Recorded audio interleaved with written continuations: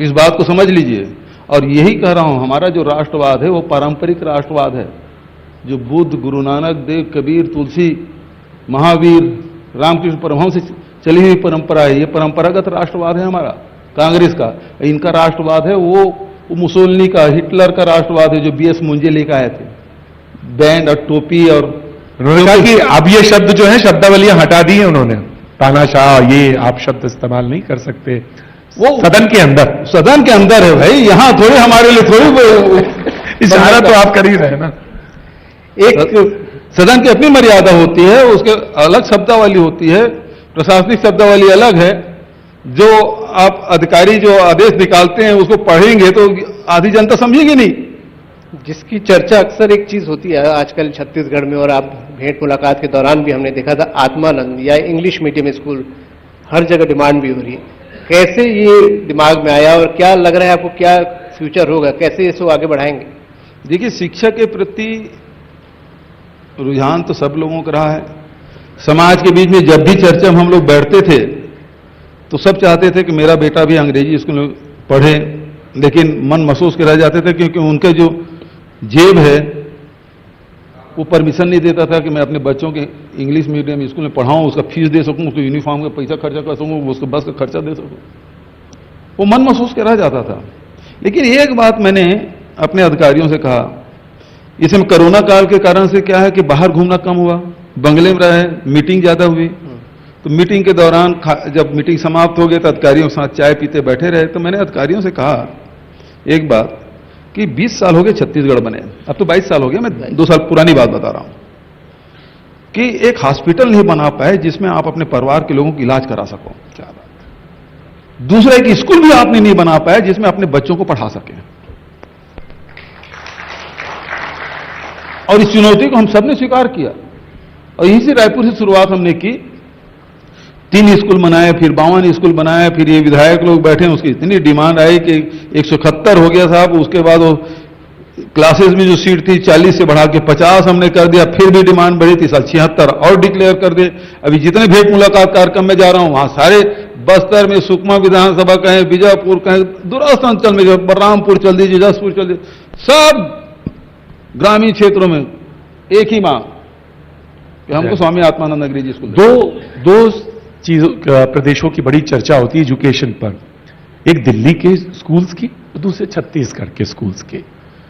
आप बेटर मानते हैं कि दिल्ली के जो स्कूल सिस्टम है उससे बेटर है छत्तीसगढ़ का स्कूल? बिल्कुल हमारा बेटर है। आम आदमी पार्टी के स्कूल से बेटर है? बिल्कुल सही बात है। यदि दिल्ली सरकार एक नया स्कूल बनाया हो तो बता दें मुझे। यदि उन्होंने एजुकेशन सिस्टम सुधारा है तो एक नया स्कूल बनाया हो दिल्ली में, वो बता दें। और हमारे छत्तीसगढ़ में हम बता देते हैं कितने स्कूल बनाए। केंद्रीय मंत्रियों का भी अभी लगातार दौरा हो रहा है, वो भी आपके टारगेट पे रहते हैं। आप सांसदों को ही बोलते हैं और केंद्रीय मंत्रियों को ही बोलते आते हैं, खाली घूम कर चले जाते हैं, जबकि केंद्र का मानना है कि एक साथ कई मंत्रियों को हर महीने लगभग उतार रहे हैं छत्तीसगढ़ में। क्या चुनाव के दृष्टिकोण से? मैं तो सबके टारगेट में रहता हूं अभिषेक जी। केंद्रीय मंत्री के विशेषकर टारगेट में हूं, भाजपा के विशेषकर टारगेट में हूं, और वो लोग आते रहते हैं, देखते रहते हैं, सीखते भी हैं। सांसद भी आए, विधायक भी आए, उनके राज्य के अधिकारी लोग भी आए और देख देख के गए हैं। और एक मंत्री 4 दिन रह के गए अभी एक ही जिले में। लेकिन दबी जुबान सब स्वीकार करते हैं कि छत्तीसगढ़ में जो काम हुआ है वो दूसरे प्रदेशों में नहीं हुआ। बहुत जल्द चुनाव में भी जाने आप, तैयारियां तो आपने पहले शुरू कर दी है, लेकिन एक और नई पार्टी इस वक्त थोड़ा उथल पुथल मचाने के मूड में दिख रही, आप पार्टी को लेकर। आपको क्या लगता है छत्तीसगढ़ में किस तरीके का भविष्य? क्योंकि एक जोगी कांग्रेस थी, वो फिलहाल अस्तित्व की लड़ाई लड़ रही है, आपने बची खुची सीट भी ले ली होंगी। आपको दिखाई दे रहा है क्या इस वक्त? आप बताइए, आपका क्या समीकरण, आप क्या नहीं, जोगी कांग्रेस का तो समझ आता है और खुद भी बोलते हैं कि वो धीरे धीरे सिमट रहे हैं। लेकिन जिस पार्टी के बारे में आप बात करें वो दिखाई देता है कहीं पे? तो यही बात जब दिखाई नहीं दे रहा तो चर्चा क्यों? यही बात वो उत्तराखंड में कह रहे थे, लेकिन फायदा उसका बीजेपी को मिल जाता है। हाँ, तो उसकी बी टीम तो है ही है। वो वहां जहां जाते हैं जहां कांग्रेस मजबूत है। गोवा जाएंगे, अभी गुजरात जाएंगे, उत्तराखंड गए, है ना जी। तो वो वहां जाते हैं जहां भाजपा का नुकसान ना हो, कांग्रेस को नुकसान हो, वो वहीं जाते हैं, उसके अलावा और कहीं नहीं जाते। भूपेश बघेल जी, आपको भाजपा के एक चेहरे को लेकर भी आप अक्सर सवाल उठाते हैं कि भाजपा के पास कोई चेहरा नहीं है छत्तीसगढ़ में। नहीं जी, है जी, कैसे बोलते हैं आप? किसको? रमन सिंह 15 साल तक उस चुनाव लड़े हैं। अब ये अलग बात है कि उसके पुरंदेश्वरी उसको मानती नहीं है, अलग बात है। 15 उसके चेहरे रहे, रमन सिंह जी रहे, ब्रिजमोहन जी रहे, राजेश मूणत जी रहे, अमर अग्रवाल रहे, प्रेम प्रकाश पांडे रहे, इतने चेहरे हैं, उसको बोलते चेहरे कैसे नहीं है? हैं, लेकिन उसी पार्टी के लोग नहीं मानते। तकलीफ इस बात की। लेकिन कांग्रेस में ये मानते हैं, आज 10 जनपद के आप बिल्कुल नजदीक माने जाते हैं, आपकी बात लोग तो बड़ी वजनदार मानते हैं, लोग वजनदार कहते हैं। इन 3.5 साल में आपकी जो एक प्रोग्रेस रिपोर्ट है वो भी एक सामने है। लोगों ने कहा कि जो अलग करती है बाकी लोगों से भूपेश बघेल को, वो कोई एक चीज तो होगी, या डिलीवरी के, या डिलीवरेंस है, या तो नीतियां हैं, या बात है, कहने की स्टाइल है, या क्या है? क्यों सबसे अलग कर रही है चीज भूपेश बघेल को? बार बार आप ये सवाल मेरे बारे में मुझसे ही सवाल पूछते हैं, ये सबसे कठिन सवाल है। ये सवाल सामने बैठे हुए लोगों से पूछते तो ज्यादा बेहतर जवाब देते। मैं अपने बारे में अपना क्या आकलन करूंगा? दूसरे से अलग मैं कैसे हूं, मैं कैसे बता सकता हूं? मैं भी जनसाधारण जैसा ही हूं, जो आम छत्तीसगढ़िया है उसी प्रकार से मैं भी एक छत्तीसगढ़िया हूं। विपक्ष को इससे भी आपत्ति है लेकिन कि छत्तीसगढ़ियावाद को आप बढ़ाते हैं, या छत्तीसगढ़ी संस्कृति को आप कभी गेड़ी चढ़ते हैं, कभी गुलाटी मारते हैं। अब जो आता है वही मैं करूंगा भाई।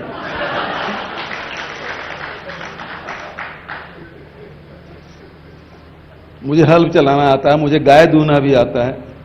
वो सब काम गांव में मैंने सीखा है। खेती किसानी करता था, कभी ट्रैक्टर ड्राइवर नहीं है तो ट्रैक्टर भी चला लेता था, कभी नौकर नहीं आया तो हल भी चला लेता था, कभी दूध दोहने वाला नहीं आया तो दूध भी दूह लेता था। तो वो तो गांव में होती है सब व्यवस्थाएं, और वो सब चीज सबको आता है, तो मैं भी सीख लिया। तो उसमें उसको तकलीफ क्या है? मैं इसलिए नहीं सीखा हूं कि मैं एक समय होगा जब मैं राजनीति में जाऊंगा और मैं विधायक का चुनाव लड़ूंगा, फिर मुख्यमंत्री बनूंगा, इसलिए मैंने नहीं सीखा।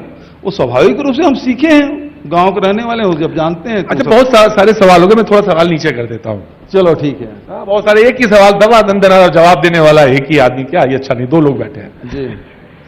जब खाली होते हैं भूपेश बघेल जी, तो क्या होते हैं? जब बिल्कुल कोई शांत एकदम बैठे हैं, चाय पी रहे हैं, तो गुनगुनाते हैं, गाते हैं, बात करते हैं, चर्चा करते हैं, परिचर्चा करते हैं, किस पर? नहीं जी, मैं पुस्तक पढ़ता हूं। आजकल की, अच्छा बहुत अच्छी बात है। तो आजकल कौन सी किताब पढ़ रहे हैं आप? बहुत सारे। अभी विवेकानंद जी को पढ़ रहा था, स्वामी आत्मानंद जी की पुस्तक है, उसको मैं पढ़ रहा था। फिल्म भी देख लेते हैं कभी? बहुत देखता हूं, लेकिन नई हीरोइनों की पिक्चर देखने का मौका नहीं मिलता मुझे। क्या बात है, वाह। फिल्म तो देखना बहुत अच्छी बात है। बहुत अच्छी बात है सर, सीखने को मिलता है। एक थीम है जी, डायरेक्टर या अब तो आपके मंत्री भी फिल्म में जा रहे हैं। जी, मंत्री भी आपकी फिल्मों में एक गए हैं, अभी चर्चा इनकी भी थी। बहुत सारे लोग हैं जो फिल्म में रहे हैं, राजनीति में भी रहे हैं। तो कुछ गुनगुनाते हैं आप? कभी कभी कोई गाना वाना भी गुनगुनाते हैं? एक आध कोई गा दे, मैं साथ दे दूं। अच्छा, अरे वाह, आइए आप, आरुषि है वहाँ। Please come. आइए, अरे वाह, आई एम कॉलिंग यू। आरू आजा, please come, please come, please come. जोरदार तालियों से स्वागत करें आरू का। आइए। हाँ, आप बेटा आ जाओ, प्लीज कम, आइए। आरू कौन सा गाना गाएंगे? आप गाइए सर। नहीं, आपका साथ दे दूंगा। कौन सा गाना है? अच्छा चलो, हाँ चल। ये चनकेदार राजा, चनकेदार रानी, चनकेदार गंगली करता थे ना, ये दूरा पर दुधिया होटल में भजिया धरता थे ना। ये चनकेदार राजा, चनकेदार रानी, चनकेदार गोंदली झड़का थे वो, ये टूरा है पर बुधिया होटल में भजिया। नवा सड़किया रेंगेले मैना है, रेंगेले मैना, आजकल के अवैया लगाए महीना हो चनकेदार। ओ चनकेदार राजा चनकेदार रानी चनकेदार गंगली खड़काते। ये तू रहे पर बुधिया होटल में भजिया झड़काते। धन्यवाद, बधाई बधाई। बहुत शुक्रिया, thank you sir, thank you so much, thank you बेटा। तो सर कभी कभी अब ये मत कहिएगा कि गाना राजनीति के लिए मैंने सीखा है। नहीं नहीं नहीं नहीं, गाना आपने वो एक्सटेम्पोर आपने बुलाया, कौन सा गाना है मुझे मान दे दिया। नहीं नहीं मैं ये नहीं कह रहा था, मैं चाहता था कि वो कोई फोक सॉन्ग ही सुनाए और मुझे बहुत अच्छा लगा। मंत्री जी अरपा पैरी की धार भी बढ़िया गुनगुनाते हैं। अरे नहीं हो गया। और गेड़ी पे थिरकते भी बहुत अच्छे हैं, वैसे सभी ने इस चीज को देखा भी है यहाँ पर। तो हालांकि जो आपका सम्मान, जो आपके स्वागत फॉलो अप था, उसके साथ भी कई बार आप थिरके हैं राउत नाच में, जहां भी जाते हैं आपके पैर तो थिरकते ही हैं। वो भी हम चाहेंगे कि बस पहुंच ही रहे यहाँ पर और थोड़ा सा आपके साथ रहेंगे। क्या बात है, वो तो पैर अपने आप ही थिरकने लगते हैं, ऐसा कौन है?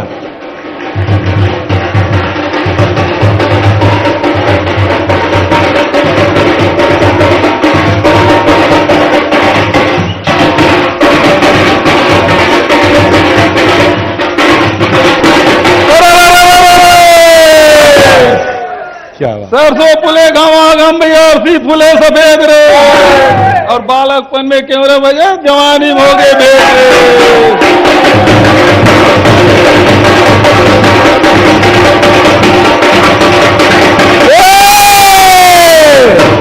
जियत रे नाम कमाले भूपेश मंत्री सरकार, प्रेम प्यार के नाता जोड़ के हो, एक दिन पंछी उड़ा जाई भूपेश सरकार हाड़ मासला छोड़ के।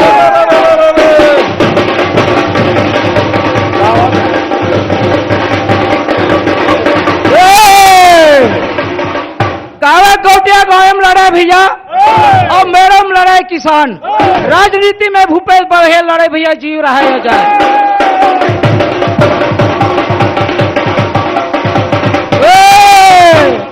एक ठोको नेता नेता कहे भैया, नेता गुणों के खान रे, नेता हुए भूपेश बघेल भैया की धर्मे ध्वजा फहराए।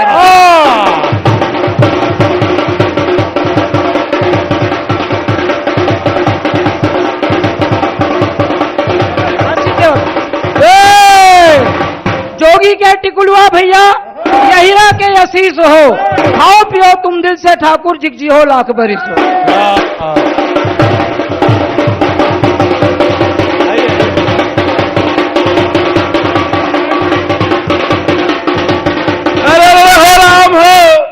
अरे औल कथे कुछ कहीं भैया, एक कथे अंबर हो, ये इसना मुख्यमंत्री नो है, ये पूरा भारत के है एक नंबर हो।